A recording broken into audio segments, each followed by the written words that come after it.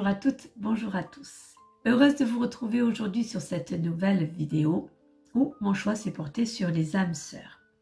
Avant de démarrer l'explication des âmes sœurs, ce que je vais vous donner, c'est mon savoir, c'est ma façon de voir les choses, c'est ce qu'on m'a donné en haut, c'est aussi ce que j'ai entendu sur le terrestre en discutant avec d'autres médiums, avec d'autres personnes, avec des clientes aussi quand elles me parlent, on va dire, de leur âme sœur et de comment elles le ressentent.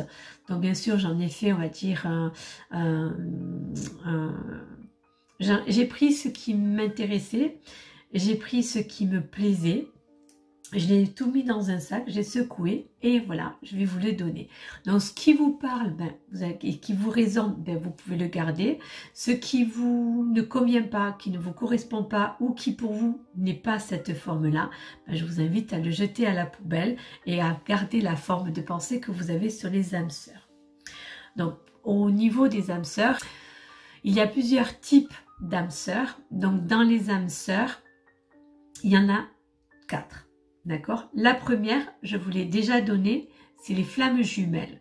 Mais moi, je ne les mets pas dans celles que je vais vous expliquer aujourd'hui.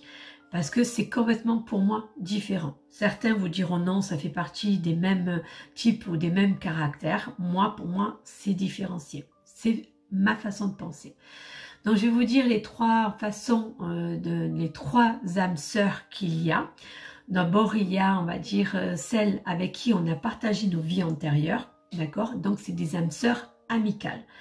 Ensuite, il y a les sœurs karmiques. Donc, ça, c'est, on va dire, celles qui sont amoureuses, donc dans le côté cœur. Puis, il y a, on va dire, les âmes sœurs guérisseuses. Donc, celles-là sont là pour nous aider à débloquer et à enlever des blocages que nous avons pendant notre période de vie. D'accord? Donc, on va commencer par les âmes sœurs de vie antérieure. Parce que je les ai énumérées en premier. Elles sont, on va dire, la relation est amicale. Comme je vous l'ai dit au départ, c'est une relation assez facile, tranquille. Une vie, on va dire, pérenne et sereine avec cette âme sœur-là. Dès la première rencontre, on a, on va dire, une connexion qui se fait, elle est instantanée, on a une sensation d'avoir connu cette personne, de l'avoir déjà vue. On sait que il n'y a pas le côté fusionnel, il n'y a pas le côté oh, elle me plaît, elle est super belle, je veux être, ou il est super beau, pardon, je veux être, je dis elle parce que c'est une âme sœur. Voilà. Pas du tout. Il y a une connexion, il y a une entente, il y a, on va dire, la sensation de l'avoir connue pendant des lustres, cette personne-là. C'est comme si l'amitié a été là depuis longtemps. Quand on va commencer à se parler, en fait, on va avoir la sensation qu'on s'est déjà tout raconté notre vie, mais qu'on a besoin de parler. Et on n'arrêtera jamais de se parler. On aura toujours quelque chose à se raconter. On aura toujours quelque chose, on va dire, à se dire. Voilà. C'est quelqu'un à qui on ne cachera jamais rien. On aura toujours besoin de lui raconter, on va lui faire une énorme confiance, les yeux fermés comme on dit, on va croire l'une en l'autre, voilà, c'est des âmes qui sont assez liées, qui sont assez fortes dans le côté amitié. Comme je vous dis, on ne cachera jamais rien à cette personne-là. Voilà, c'est des âmes qui vont nous permettre de grandir. Enfin, on va s'aider à grandir l'une et l'autre. Que voilà. Dans le côté amical, ce que j'ai oublié de vous dire, c'est que ça peut être un homme et un homme, une femme et une femme, et un homme et une femme. Le côté amitié est regroupé, on va dire, sur tout le monde. C'est pas forcé que ce soit qu'une catégorie ou que des femmes ou que des hommes ou qu'un homme et une femme. Pas du tout. Le côté amitié et l'âme sœur d'une vie antérieure, c'est général à tout le monde. Généralement, on va dire cette âme sœur, comme je vous ai dit, même si c'est un homme, on peut se confier comme si c'était notre frère ou notre sœur. C'est bien au-delà de ça. Ce côté amitié, il est très fort. On va tout raconter, nos soucis, nos souffrances, nos douleurs, nos amours, nos peines. Voilà. Même le côté amour, on n'aura pas de peine, enfin de peine de raconter parce qu'on va se dire, il est amoureux, je peux pas lui raconter le garçon ou la fille que j'aime. Pas du tout. On se racontera tout. D'accord? Il n'y a aucun secret. Comme je vous ai dit, sur le point amoureux, c'est deux âmes qui seront, on va dire, difficilement amoureuses l'une et l'autre. Physiquement, elles ne se plairont pas dans le côté pour tomber amoureuses. Elles vont se plaire physiquement dans le côté de ma copine ou mon copain. Il est charmant, il est mignon, il est beau, mais pas dans le sens où je ne me vois pas dans le lit avec lui et je ne me vois pas vivre une vie avec lui. On peut vivre une vie amicalement et se dire ben, c'est un compagnon de fin de vie, mais il ne se passera rien au niveau sexuel, au niveau relation amoureuse. C'est vraiment une relation, on va dire, pure, amicale. Voilà. Pour moi, ça sera très difficile d'avoir cette attirance physique avec cette personne-là. On est trop liés par rapport à nos vies antérieures et par rapport à tout ce que nous avons vécu. Il y a trop de liens là-dessus. Voilà, d'accord. Comment on rencontre notre âme sœur de vie antérieure? Généralement, c'est une personne que l'on rencontre dès notre plus jeune âge. C'est-à-dire qu'on peut la rencontrer à la maternelle, comme on peut la rencontrer, on va dire, au primaire, au collège, au lycée. Voilà, on peut aussi en avoir plusieurs, hein, on n'est pas obligé d'en avoir qu'une. Voilà, ça dépend les phases de notre vie. On peut avoir notre amie de vie antérieure, puis en avoir une autre. Après, je vous avoue qu'on n'en a pas, on va dire 50, hein, on peut en avoir une, deux, 3, voilà. Ça peut être aussi quelqu'un de votre famille, c'est-à-dire que pour mon exemple à moi, ben j'ai, on va dire, ma meilleure amie et j'ai ma belle-sœur que je considère comme quelqu'un de très important pour moi parce que je sais que je peux lui parler, je peux lui raconter plein de choses. Voilà. Donc pour moi, c'est une âme sœur d'une vie antérieure ainsi que ma meilleure amie qui est une âme sœur aussi de mes vies antérieures. J'ai rencontré d'autres personnes que j'ai beaucoup aimées quand j'étais petite, qui sont, on va dire, mes âmes sœurs de vie antérieure. En grandissant, chacune est partie de son côté, ben, peut-être parce que les parents sont partis loin. À l'époque, on n'avait pas les téléphones et aujourd'hui, on peut garder contact grâce au téléphone et grâce, on va dire, aux réseaux sociaux. À l'époque, non. D'accord? Donc, nos âmes sœurs, on va dire, de vie antérieure, ben, en fait, on va garder un contact jusqu'à la fin de notre vie. On peut être séparés parce que c'est nos parents ou notre vie qui fait que on est amené à vivre autre chose, mais on garde dans notre cœur cette personne-là. Voilà. Comme je vous ai dit, on peut en avoir plusieurs. D'accord? Nos âmes sœurs, on va dire, de vie antérieure sont là pour nous aider, pour nous guider. Et nous aussi, on est là pour les aider, pour les guider. On les aide à réaliser leurs rêves. Comme elles vont nous aider à réaliser nos rêves. On va être dans une vie très forte avec elles. On a la capacité de se connecter, on va dire, à l'essentiel avec cette personne-là. C'est une très belle relation, c'est une très belle personne qui brille en nous et on va avoir une importance pour garder cette relation la plus loin possible, d'accord? Voilà, quand on va grandir et que petite, non, c'est un peu différent, mais quand on va grandir, même si une s'en va, on gardera toujours contact avec cette personne-là. On essaiera toujours de, comme je vous ai dit, hein, de s'appeler via les réseaux sociaux. Aujourd'hui, on peut, hein, mais on se donnera toujours des nouvelles.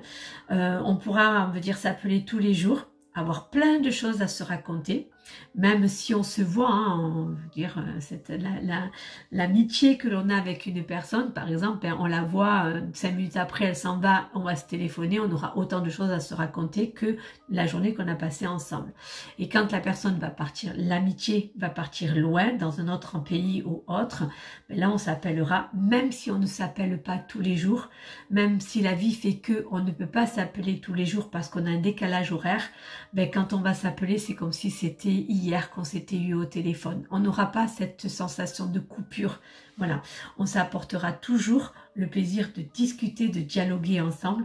On aura toujours quelque chose à se dire, toujours quelque chose à se raconter, même si on va s'appeler et se dire « tu vas bien ?» « Oui, je vais bien, allez bisous, au revoir. » Voilà.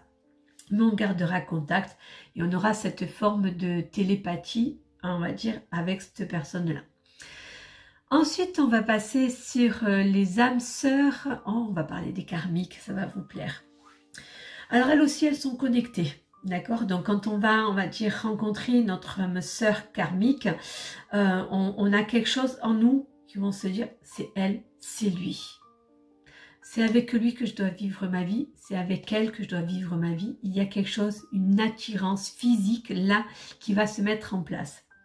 on va être de suite connecté et on va se dire, on a déjà vécu quelque chose avec elle de fort. Cette connexion est plus profonde, elle est karmique.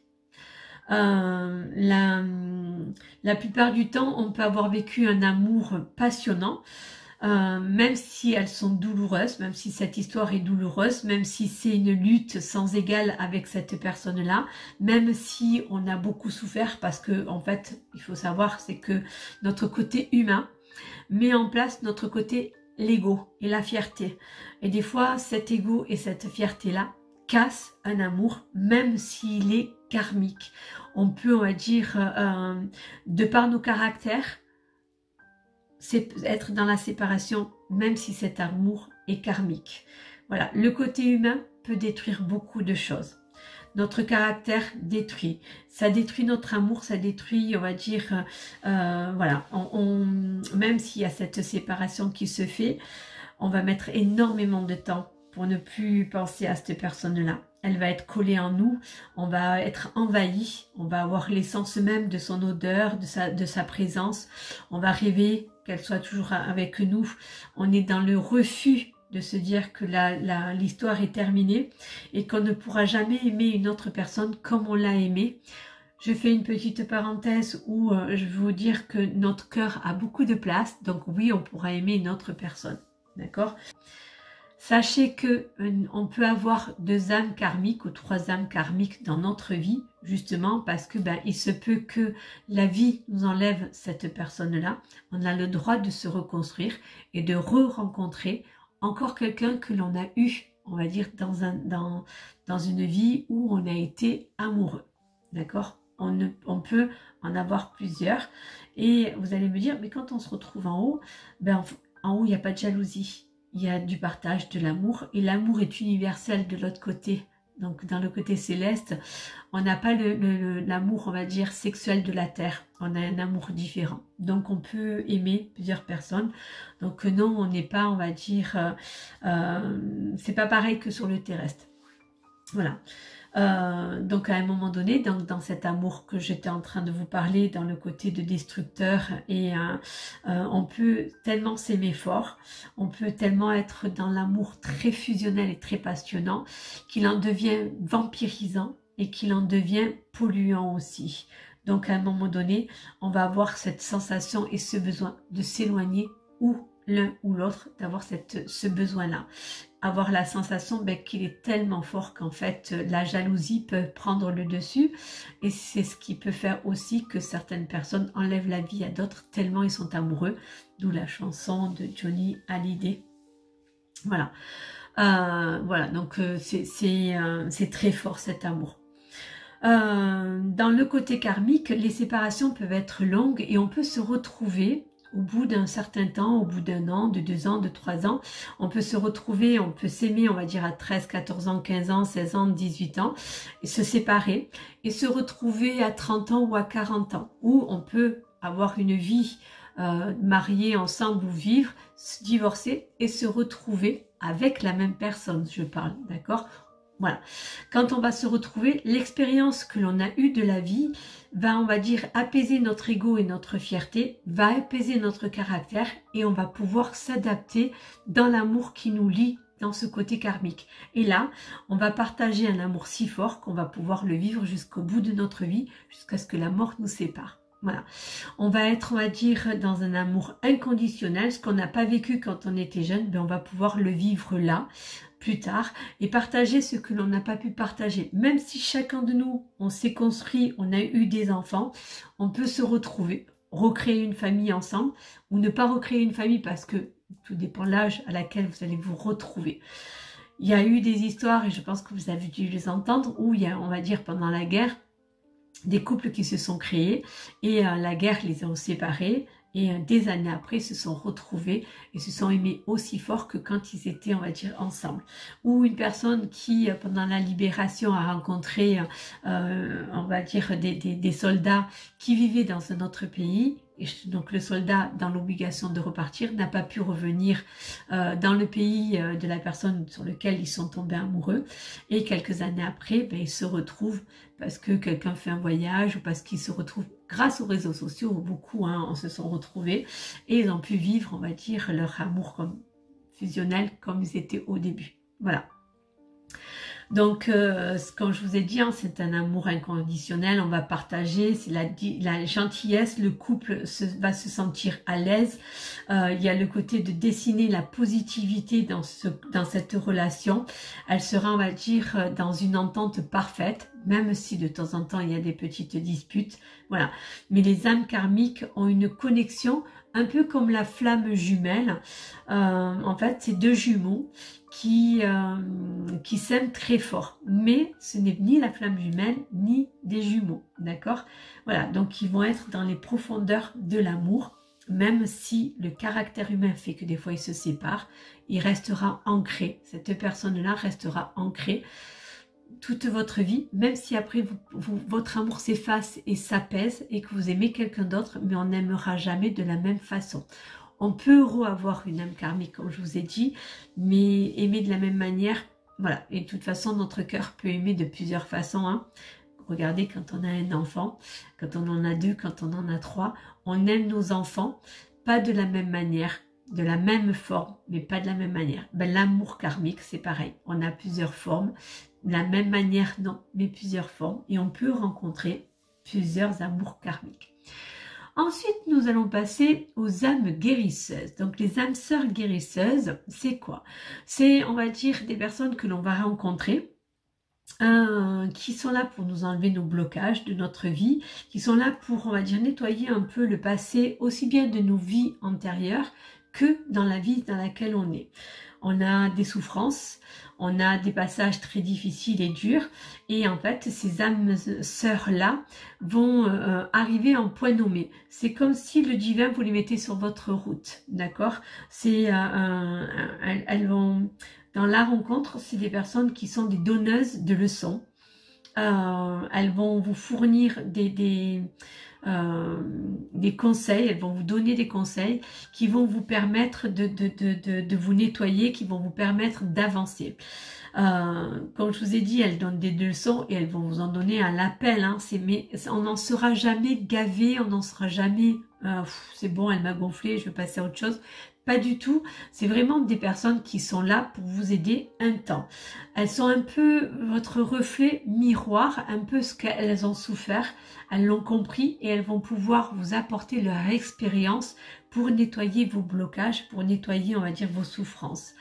Elles peuvent être, bon, déjà d'un grand besoin, elles vont être dans, on va dire, une belle amitié, mais c'est une amitié qui peut ne pas durer. Elle peut durer comme elle peut ne pas durer. C'est-à-dire qu'elles sont là juste pour vous aider à guérir, pour vous nettoyer. Une fois que c'est fait, généralement, on va se disputer avec elles ou ne plus s'entendre parce que leurs missions de vie sont terminées. Ou que ce soit vous ou que ce soit elle qui est dans le côté de guérir.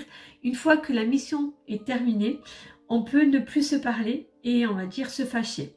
Comme on peut garder une amitié, mais elle sera moins forte que ce qu'elle a été. C'est-à-dire que au début, on est tout le temps ensemble. Petit à petit, on va s'éloigner de plus en plus.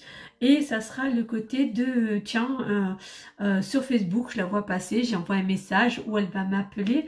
Mais ça sera vraiment pas régulier. Ça sera peut-être pendant 2 ans, on n'a plus de nouvelles, puis on se parle. Ah ben tiens, j'ai un enfant, j'ai vécu ça, j'ai vécu ci, voilà.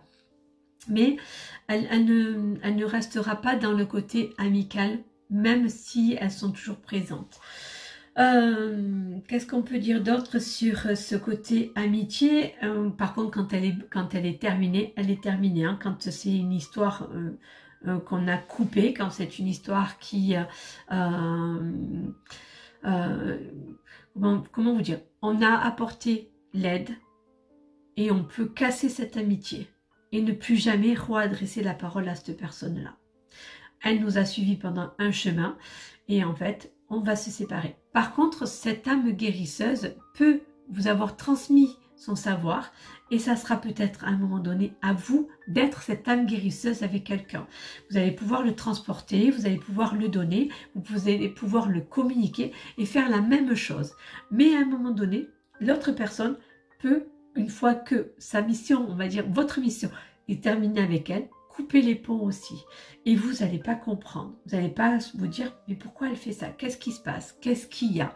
Ben en fait, c'est parce que on a fini de lui donner, on a fini de la guérir et que elle va pouvoir transmettre. Donc les âmes guérisseuses, c'est des âmes qui vont, on va dire, donner, jusqu'à ce qu'à un moment donné, on se dit, oula, elle est vampirisante, elle est polluante, elle n'est pas bonne pour moi, je coupe court et je pars, et moi maintenant, je vais transmettre ce savoir à une autre personne qui va en avoir besoin. Voilà. On peut s'éloigner, garder, on va dire, un contact. C'est une très belle amitié, d'accord? On peut avoir des hauts et des bas aussi avec ce côté amitié. On peut garder des liens. On en gardera toujours des bons souvenirs. On en gardera le côté de merci de ce qu'elle a fait, parce que dans le côté, on va dire, avancement avec elle, vous allez voir que cette personne vous a vraiment nettoyé, vous a vraiment guéri et enlevé des blocages. Elle peut être fraternelle aussi, hein, ça peut être quelqu'un de votre famille avec laquelle vous allez être très fusionnel, et puis elle va vous aider et à un moment donné, ben, être dans le côté de dispute. Parce que le côté terrien, parce que le côté humain peut se mettre au milieu, d'accord? On peut être deux âmes guérisseuses, être très fusionnelles, et être par exemple frère et sœur, ou sœur et sœur, ou frère et frère, ou cousin ou autre, et à un moment donné, ben, un héritage, on va dire, ou une dispute de famille, fait que ben, en fait on va s'éloigner, et on ne se redressera plus jamais la parole. Comme on peut se retrouver, mais quand on va se retrouver, là on passera sur un côté amical, on ne sera plus des âmes guérisseuses, parce que notre mission a été terminée, elle est faite, on est allé jusqu'au bout de tout ce que la personne elle a pu vous donner. Voilà. Pour ce qui est des flammes jumelles, ben, je vous les ai déjà expliquées sur une autre vidéo. Les flammes jumelles ainsi que les âmes sœurs des vies antérieures, les âmes sœurs karmiques et les âmes sœurs guérisseuses, on peut avoir, on va dire, une relation amoureuse, mais le karmique peut durer, les autres peuvent se détruire. Voilà. Par rapport à notre caractère, le karmique peut se détruire aussi par rapport à notre côté humain. Mais c'est vrai que la vie antérieure, enfin le côté âme sœur des vies antérieures, c'est plus amitié que amoureuse. Voilà. J'espère que ce que je vous ai expliqué, ça vous a plu, que vous ayez compris. Je vous ai donné mon savoir, ma façon, on va dire, de voir les choses sur les âmes sœurs. Il y a plein de choses à dire, plein de choses à raconter, donc ça sera sur d'autres vidéos. Quoi dire d'autre? Bah écoutez, j'espère que cette semaine sera agréable pour vous, que le soleil réchauffe votre cœur, que les étoiles éclairent votre route. Je vous embrasse, je vous dis à une prochaine vidéo. N'oubliez pas, vous avez le grimoire de Gaïa si vous voulez commander des articles exotérisme, et il est très bien. Au revoir, à très bientôt, je vous aime.